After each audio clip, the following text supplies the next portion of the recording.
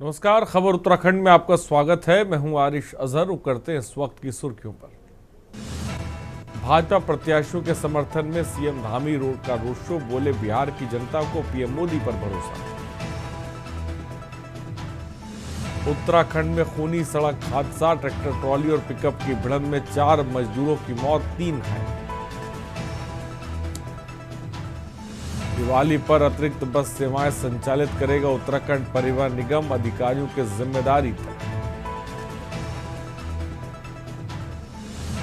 हरिद्वार कुंभ 2027 क्षेत्र में भीड़ नियंत्रण के लिए लगेंगे भीड़ घनत्व सेंसर, भीड़ बढ़ते प्रशासन पास सीधे जाएगा। शिक्षा विभाग ने सभी जिलों से मुफ्त पाठ्य पुस्तक वितरण पर रिपोर्ट मांगी, शिक्षा मंत्री ने समीक्षा बैठक की।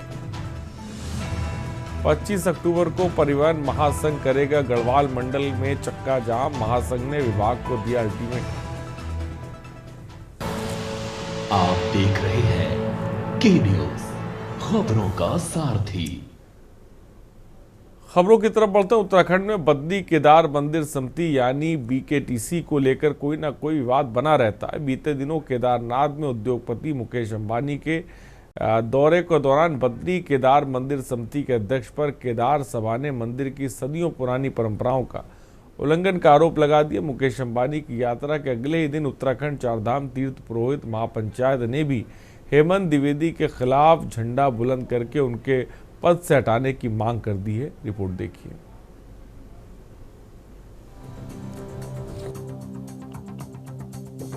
उत्तराखंड कांग्रेस के वरिष्ठ नेता व बीकेटीसी के पूर्व अध्यक्ष गणेश गोदियाल ने मुद्दा उठाया था कि बतौर मंदिर समिति के अध्यक्ष रहते अजेंद्र अजय ने कई अनियमितताएं की हैं, जिसमें उन्होंने अपने भाई को लाभ पहुंचाने का काम भी किया।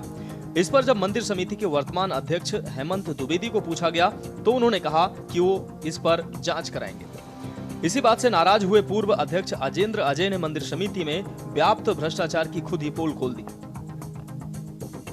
अजेंद्र अजय ने वर्तमान अध्यक्ष हेमंत द्विवेदी को बताया कि वो कौन कौन से कार्य मंदिर समिति के अधूरे छोड़कर गए थे, उन पर वर्तमान अध्यक्ष ने क्या कुछ एक्शन लिया।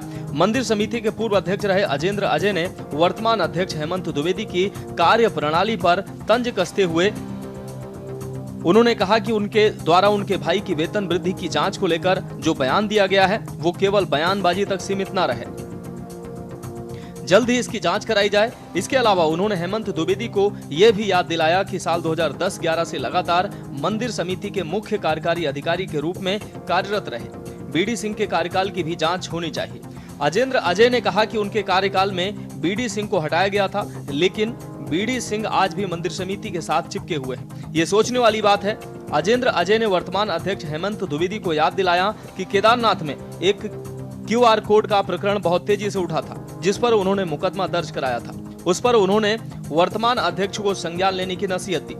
उन्होंने कहा कि उनके कार्यकाल में चमोली पुलिस ने इस मामले पर बहुत तेजी दिखाई थी। अब वर्तमान अध्यक्ष हेमंत द्विवेदी के कार्यकाल में इस मामले में पुलिस ढीली क्यों पड़ गई है, इस पर भी हेमंत द्विवेदी को जवाब देना चाहिए। वहीं इसके अलावा वर्तमान में मंदिर समिति में कार्यरत मुख्य कार्यकारी अधिकारी विजय थपलियाल की नियुक्ति पर भी उन्होंने सवाल खड़े किए हैं। उन्होंने कहा कि मंदिर समिति के सीईओ विजय थपलियाल मंदिर समिति की सेवा नियमावली के अनुसार मुख्य कार्यकारी अधिकारी की काबिलियत नहीं रखते हैं। उन्होंने बताया कि उनके कार्यकाल में पहली बार सेवा नियमावली तैयार की गई। इस सेवा नियमावली के अनुसार मंदिर समिति का मुख्य कार्यकारी अधिकारी क्लास 1 ऑफिसर होना चाहिए। अभी जो अधिकारी तैनात हैं वह क्लास 1 तो छोड़िए, क्लास 2 की भी काबिलियत नहीं रखता है। अजेंद्र अजय ने कहा कि उन्होंने इस संबंध में तत्कालीन चीफ सेक्रेटरी राधा रतूड़ी को शिकायत की थी। उन्होंने कहा कि बीकेटीसी के अध्यक्ष को इन तमाम मामलों पर भी ध्यान देना चाहिए। देखिए, आपके माध्यम से और सोशल मीडिया में जैसा कि आपने कहा है कि गणेश गोदियाल जी ने ये आरोप लगाया है, निश्चित ही मैं ये कह सकता हूँ कि इस पर हम अगर इस प्रकार का कहीं कोई ऐसा कृत्य जो है कि विभाग के अंदर हुआ है और उन्होंने ऐसा अपने भाई के साथ में किया, तो उसको लेकर एक जांच कमेटी गठित कर उस पर जांच करने के बाद भी मैं इसके बाद में कुछ बता पाऊंगा कि इसमें क्या, अगर ऐसा कुछ आउट ऑफ वे जाके उन्होंने कुछ ऐसा नियम विरुद्ध कार्य किया है तो निश्चित ही उस पर जो है कि कड़ी कार्रवाई की जाएगी। देखिए, मैं जो हमारे बद्रीनाथ केदारनाथ मंदिर समिति के अध्यक्ष हैं, बड़े तेजस्वी अध्यक्ष हैं, बड़े ऊर्जावान हैं, बड़े कर्मठ हैं, और उनका एक वीडियो कल जो वायरल हो रहा था और मुझे कई मीडिया के मित्रों के माध्यम से भी उन्होंने मुझसे सवाल किया था। तो मैंने जो उन्होंने कहा है कि वो मेरे भाई के जो वेतन वृद्धि का मामला है उसकी वो जांच कराएंगे और उसके लिए वो जांच कमेटी बिठाएंगे। तो मैं तो अध्यक्ष जी का स्वागत करता हूं कि उनके इस कदम का, और मैं ये भी उनसे अनुरोध करता हूं कि केवल ये मीडिया और सोशल मीडिया तक ही उनकी बात न सीमित रहे, वो इस पर तुरंत जांच कमेटी बिठाएं और जांच कमेटी बिठा करके तुरंत उस पर जांच कराएं। आपको बता दें कि बीते दिनों केदारनाथ धाम में उद्योगपति मुकेश अंबानी के दर्शन के दौरान परंपरा उल्लंघन को लेकर विवाद खड़ा हो गया था। केदार सभा और चार धाम तीर्थ पुरोहित महापंचायत ने बद्री केदार मंदिर समिति के अध्यक्ष पर मंदिर की सदियों पुरानी परंपराओं के उल्लंघन का आरोप लगाया था। वहीं बीकेटीसी अध्यक्ष ने इन आरोपों को सिरे से खारिज कर दिया था। बद्री केदार मंदिर समिति के अध्यक्ष हेमंत द्विवेदी पर गंभीर आरोप लगाते हुए केदार सभा ने उन्हें पद से हटाने की मांग कर दी थी। केदार सभा के अध्यक्ष राजकुमार तिवारी और वरिष्ठ सदस्य संतोष त्रिवेदी का कहना था कि समिति अध्यक्ष बनने के बाद से द्विवेदी का व्यवहार ठीक नहीं रहा है। उन्होंने कई बार पारंपरिक व्यवस्थाओं में हस्तक्षेप किया। वहीं विपक्ष ने आरोप लगाया है कि वीआईपी दर्शन के नाम पर श्रद्धालुओं से धन वसूला जा रहा है। आम श्रद्धालुओं को दर्शन में परेशानी हो रही है और सबसे बड़ा अपमान तब हुआ जब उद्योगपति मुकेश अंबानी के स्वागत में मुख्य पुजारी और पंडा पुरोहितों की भूमिका को नजरअंदाज किया गया। विपक्ष का कहना है कि बीजेपी सरकार में बीकेटीसी हमेशा से ही विवादों में रही। कभी सोना चोरी, कभी क्यूआर के माध्यम से धन वसूली का मामला हो या वहां पर अवैध नियुक्ति का, सब पर कांग्रेस ने गंभीर सवाल खड़े कर दिए। कांग्रेस प्रवक्ता शिषपाल सिंह बिष्ट का कहना है कि इस पर गंभीरता से जांच होनी चाहिए और दूध का दूध पानी का पानी होना चाहिए।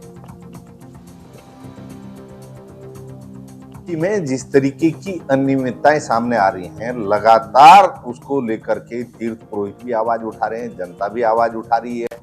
और अब तो बीकेटीसी के जो पूर्व अध्यक्ष हैं और जो वर्तमान अध्यक्ष हैं उनमें जो नूरा कुश्ती चल रही है उससे उत्तराखंड की जग खसाई हो रही है, क्योंकि कोटि कोटि श्रद्धालु चार धाम यात्रा के लिए आते हैं। यात्रियों की सुख सुविधाओं का, व्यवस्थाओं का, बीकेटीसी में प्रबंधन का सारी जिम्मेदारी बीकेटीसी की है। और अगर बीकेटीसी के पूर्व अध्यक्ष और वर्तमान अध्यक्ष आपसी नूरा कुश्ती में उलझे रहेंगे तो इसका जो है उत्तराखंड की छवि पे गलत असर पड़ेगा।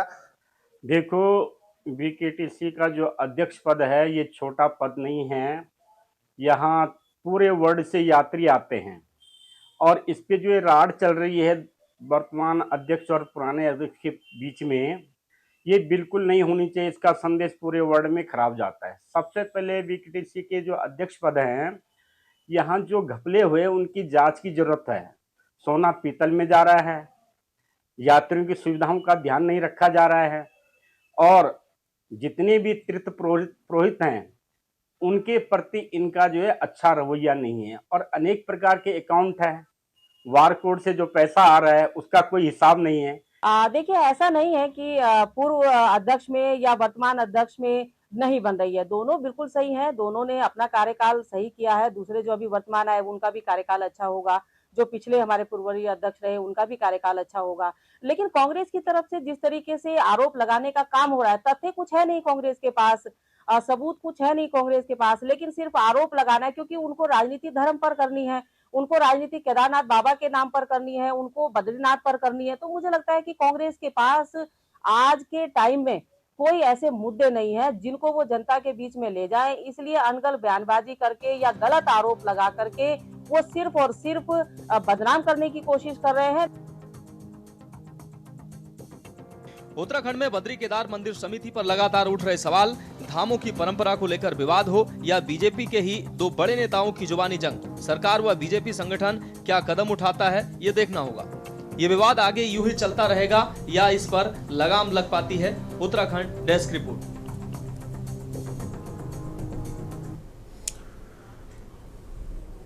और आगे बढ़ते हैं। बिहार विधानसभा चुनाव में एनडीए के प्रत्याशियों के समर्थन और प्रचार के लिए केंद्रीय नेतृत्व द्वारा कुछ प्रतिनिधियों को मैदान में उतारा गया है। प्रदेश मुख्यमंत्री पुष्कर सिंह धामी ने भी बीते दिन बिहार में के सीवान और गोरियाकोठी विधानसभा क्षेत्रों में जाकर डबल इंजन की सरकार की उपलब्धियां बताएं और प्रत्याशियों और भाजपा को विजय बनाने के लिए बिहार की जनता से भी अपील की। वहीं प्रदेश भाजपा महामंत्री दीप्ति रावत ने कहा कि जब भी चुनाव की प्रक्रिया होती है तो निश्चित ही एक कार्यकर्ता सैनिक के रूप में कार्य करता है। जिस जगह जिस कार्यकर्ता की आवश्यकता होती है वहाँ उनको कार्य करने के लिए निर्देशित किया जाता है। बिहार का चुनाव है और जब चुनाव होता है तो ऐसा लगता है कि जैसे पार्टी का कार्यकर्ता सोल्जर की तरह काम करता है, एक सैनिक की तरह उसे काम करना होता है। तो जहां भी चुनाव है तो मुस्तैदी से जहां उसका काम है, जहां लगता है कि उसका उपयोग हो सकता है, वहां पर वो लोग जाते भी हैं, काम भी करते हैं। माननीय मुख्यमंत्री जी का कल भी कई सभाओं में जाना हुआ, वहां नामांकनों में जाना हुआ। आज भी उनका दौरा बिहार में है और कई जगह उनको नामांकन में जाना है।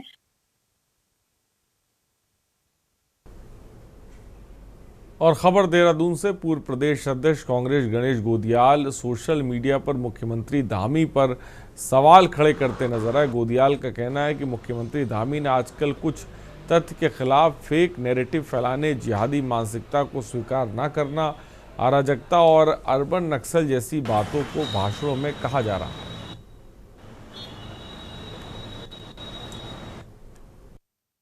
देखिए, कांग्रेस तो वो है जब नारे लग रहे थे जेएनयू में कि देश के टुकड़े होंगे और जिस तरीके से और भी बहुत सारे नारे वहां लगे और उसके साथ वो लोग खड़े थे। राहुल गांधी उसके साथ जाकर वहां खड़े हुए, उन लोगों के साथ खड़े हुए।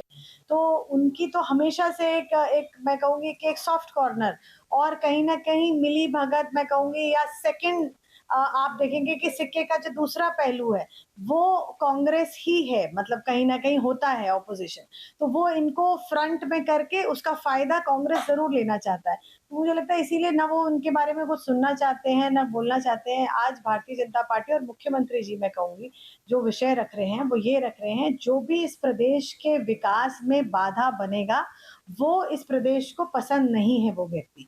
तो इस प्रदेश को विकास चाहिए, यहाँ के युवाओं को रोजगार चाहिए, स्वरोजगार चाहिए। मैं माननीय मुख्यमंत्री जी को इन तमाम बातों के परिप्रेक्ष्य में एक कुछ बातें पूछना चाहता हूं। माननीय मुख्यमंत्री जी, फेक नैरेटिव क्या होता है? अगर कुछ लोग ये कहें कि अस्पतालों में स्वास्थ्य सुविधाएं मर चुकी हैं, इस प्रदेश की ये सच्चाई है और चौखुटिया में इसके लिए हजारों लोग इकट्ठा होते हैं, तो आप इसको ये मानते हैं कि आपके खिलाफ ये फेक नैरेटिव बिठाया जा रहा है? अगर कुछ लोग ये कहते हैं कि आपकी सरकार में नौकरियों की नीलामी हुई, नौकरियों की तिजारत हुई, नौकरियों का व्यापार हुआ बेचने का, तो क्या ये फेक नैरेटिव बिठाया जा रहा है? और रुड़की से खबर, लंबे इंतजार के बाद आखिरकार भाजपा को मिला अपना नया संगठनात्मक घर। वर्ष 2022 में रुड़की को संगठनात्मक जिला घोषित किया गया था और आज धनतेरस के शुभ अवसर पर मुख्यमंत्री पुष्कर सिंह धामी ने भाजपा के भव्य जिला कार्यालय का विधिवत लोकार्पण किया। इस मौके पर मुख्यमंत्री धामी ने कहा कि रुड़की क्षेत्र की 6 विधानसभाओं के लिए ये कार्यालय संगठन की ताकत और जनता की सेवा को केंद्र बनेगा। उन्होंने इसे कार्यकर्ताओं की ऊर्जा, समर्पण और एकता का प्रतीक बताया।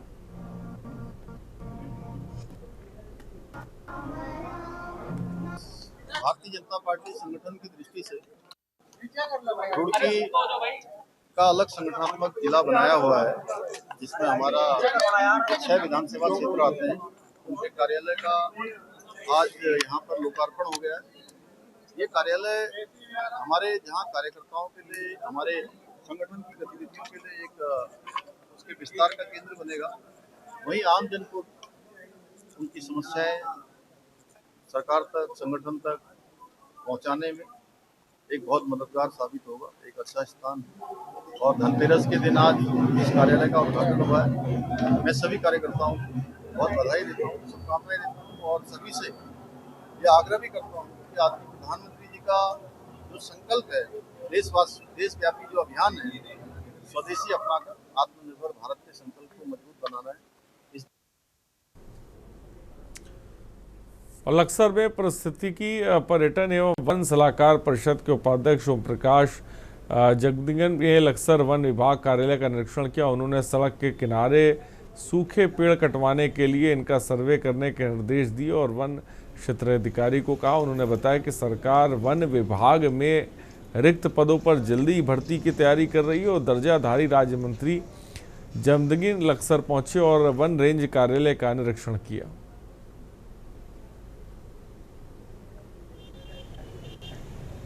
देखिए, मैंने देखा है, एक तो जो आवासीय व्यवस्था है कर्मचारियों की, वो बहुत ही जीर्ण है, अच्छी अवस्था नहीं है। मैं तत्काल अधिकारियों से वार्ता करूंगा। मैं डीएफओ से, पीसीसीएफ से, हॉफ से, कंजर्वेटर से, जो संबंधित अधिकारी हैं उनसे वार्ता करूंगा और इसका मैं निष्पादन कराऊंगा। उनके आवास अच्छे बनवाएंगे।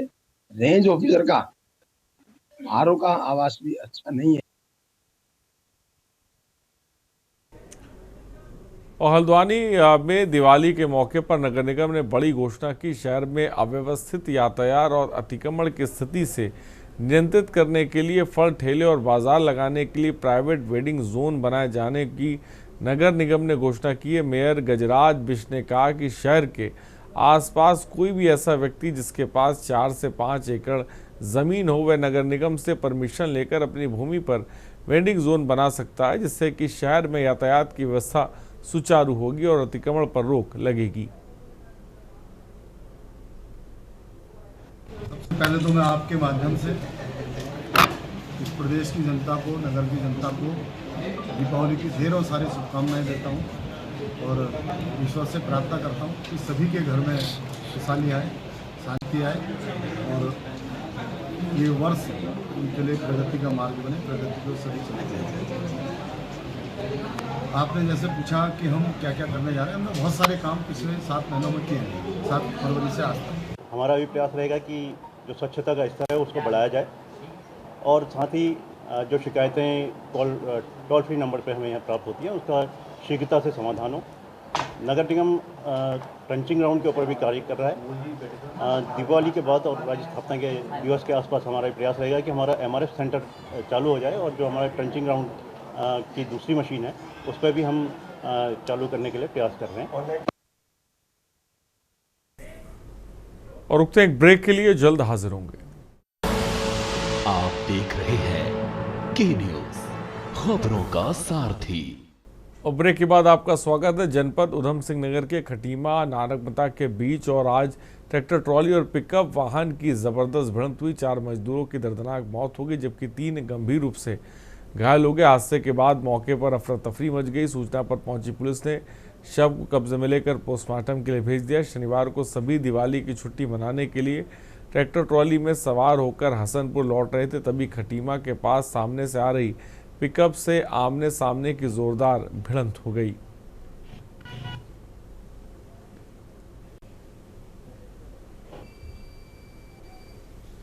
आज नानकमत्ता के पास में सुबह लगभग 10 साढ़े 10 बजे के आसपास सड़क दुर्घटना हुई जिसमें हमारे अस्पताल में 7-8 लोगों को घायल अवस्था में लाया गया, जिनमें से 4 लोगों की डेथ हो गई है और 3-4 लोगों का इलाज चल रहा है।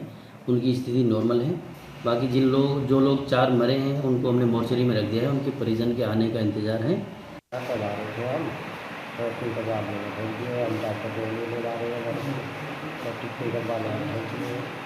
आप कर रहे थे? आप भी वहीं रहते संभल? सभी लोग संभल के थे? हाँ, हम 5 जने संभल के, 2 जने हसनपुर के थे। तो ये ख़त्म हुए आपके साथ ही? हाँ, ये तो हमारे गाँव के ख़त्म हुए, तो ये हमारा गाँव ठेकेदार और वो ख़त्म हो गया। हम तो ट्रेन ट्राली पे थे बैठे पीछे, ड्राइवर गीला था, आगे रोड क्रॉस कर रहे थे, आगे से पिकअप वाले ने टक्कर ट्राली में। तो जो आपके साथ थे वो एक्सपायर हो गए? 4 बंदे एक्सपायर। कहाँ काम करते थे आप लोग? यहीं पर करते थे, नानकमत्ता सड़ाखड़िया में रहते थे। नानकमत्ता काम करने आते, नानकमत्ता।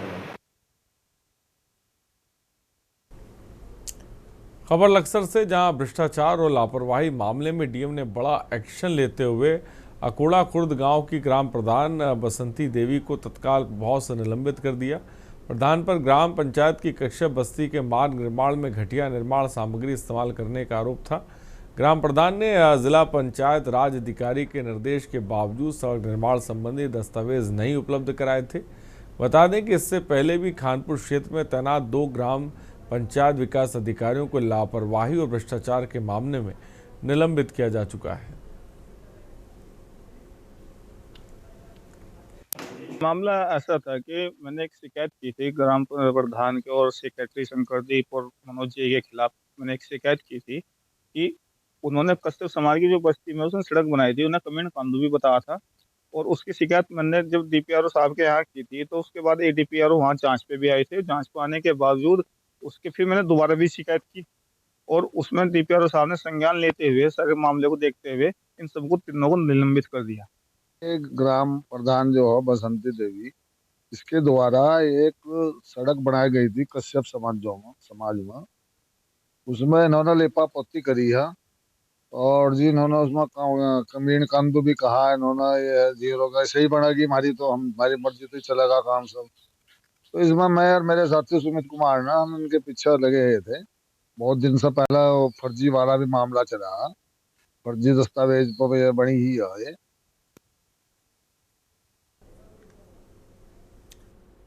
और सितारगंज में शनिवार को धान खरीद के लिए कच्चे अड़तियों के नहीं पहुंचने से नाराज किसानों ने धरना दिया।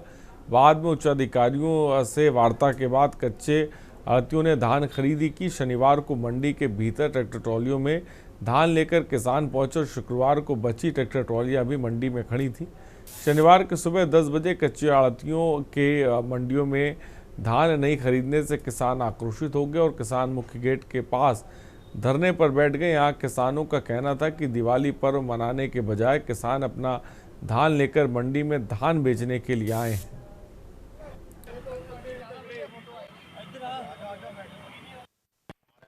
हर साल कच्चे आड़ती की तोल होती है और वो तोल चल रही थी। कल 10-15 ट्रालियाँ ये लोग छोड़ गए आड़ती लोग ना। इनका 400 कुंटल का प्रतिदिन का एक आड़ती का पोर्टल है, मगर ये एक ट्राली ले जाते हैं, कभी 2 ले जाते हैं, बाकी काश्तकारों को छोड़ देते हैं। आज 2 दिन रह गए हैं, कल परसों दिवाली है, उसके बाद में वैसे ही छुट्टी हो जाएंगी, दिवाली पे वैसे ही नहीं आएंगे। और ये जो है 70-80 ट्राली ये काश्तकार अपना धान लेके कहाँ जाएंगे, इसलिए हम लोग यहाँ धरने पर बैठे हुए। और कटौती कोई इनका अंदाजा ही नहीं है कितनी कटौती कर दें। और खबर ऋषिकेश से। ऋषिकेश के बाजार की रौनक ऑनलाइन मार्केट ने लूट ली है। दिवाली सीजन में खरीदारों का इंतजार कर रहे व्यापारियों के चेहरे पर उदासी दिखाई दे रही है।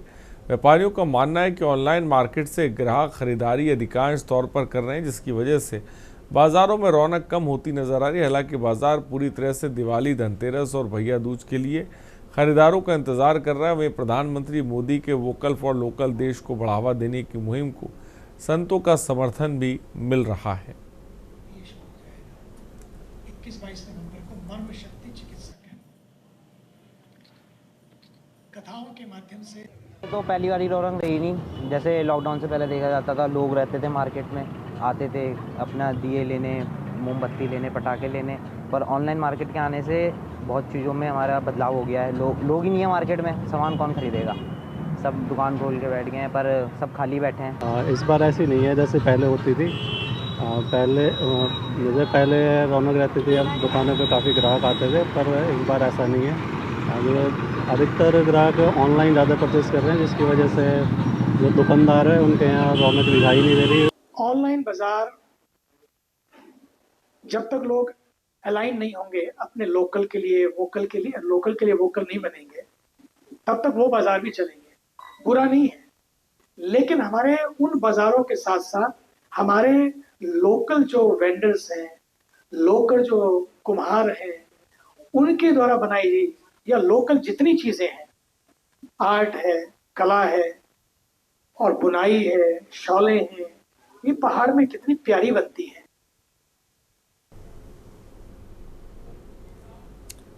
खबर भाजपुर से, जहां निजी अस्पताल के डॉक्टरों की लापरवाही से नवजात शिशु की मौत होने का मामला सामने आया।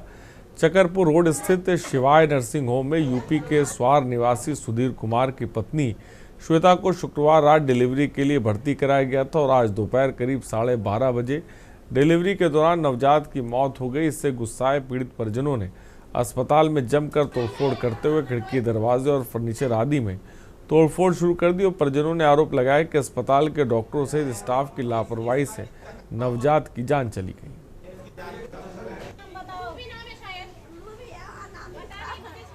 श्वेता पत्नी सुधीर है, चुन्नावाला रायपुर की रहने वाली हैं और इनकी प्रेगनेंसी थी, तो प्रसव पीड़ा के दौरान इनको यहाँ लाया गया था। ये सिवाय अस्पताल है यहाँ का, जिसके अंदर कल रात इनको एडमिट किया गया था और नॉर्मल डिलीवरी सोच के ही इन्होंने रखा हुआ था, परंतु नॉर्मल डिलीवरी ना होने पे फिर आज सुबह इन्होंने सर्जरी की और सर्जरी के दौरान जो है वो जो बच्चा है वो मृत पैदा हुआ। यहाँ पे सर हम 9-10 बजे के करीब आए, फिर हमने कहा हमने यहाँ भर्ती करा, इसका इलाज चल रहा था यहाँ से। तो फिर हम बोले, मैंने कहा हमें जो बोले इन्होंने भर्ती कर लिया, ये बोले ठीक है सुबह को होगा जो भी होगा। हम सारी रात वो परेशान रही, सारी रात परेशान रही। फिर हम बोले, मैंने कहा अब बताओ मैम क्या करना। खबर लक्सर से। धनतेरस के मौके पर लक्सर, खानपुर और सुल्तानपुर के बाजारों में जबरदस्त रौनक है। खरीदारों की भीड़ उमड़ पड़ी और दुकानदारों के चेहरे खिले हुए हैं। लोग जमकर खरीदारी कर रहे हैं। खास तौर पर चांदी और बर्तनों की ज़्यादा खरीदारी की जा रही है। धनतेरस में इन सामानों को खरीदना शुभ माना जाता है, इसलिए अधिकांश ग्राहक इन्हें खरीद रहे हैं।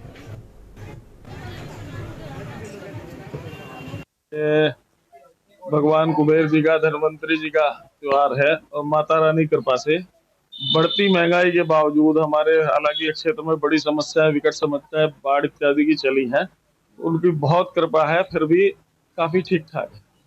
अच्छा त्योहारी कार्य है, मंगल है, सब कुछ अच्छा है। सोने चांदी की स्थिति खरीदारी की ठीक ठाक है। सबसे पहले तो मैं और जैसे कि दीपावली का त्योहार है, महंगाई की मार है, हर जगह महंगाई हर इस कदर बढ़ी हुई है कि आम आदमी बिल्कुल अपने आप को ठगा सा महसूस कर रहा है। जो चांदी का सिक्का 600-700 रुपए का मिल जाया करता था एक आम आदमी को, वही आज 2000-2200 रुपए का बिक रहा है। और पहली बात तो मार्केट में सोने चांदी का घाघ ही नहीं है, और सोने चांदी के साथ साथ हर चीज पे महंगाई है। जो लड़ी 20 रुपए की थी माला, वो आज 50 रुपए की बिक रही है।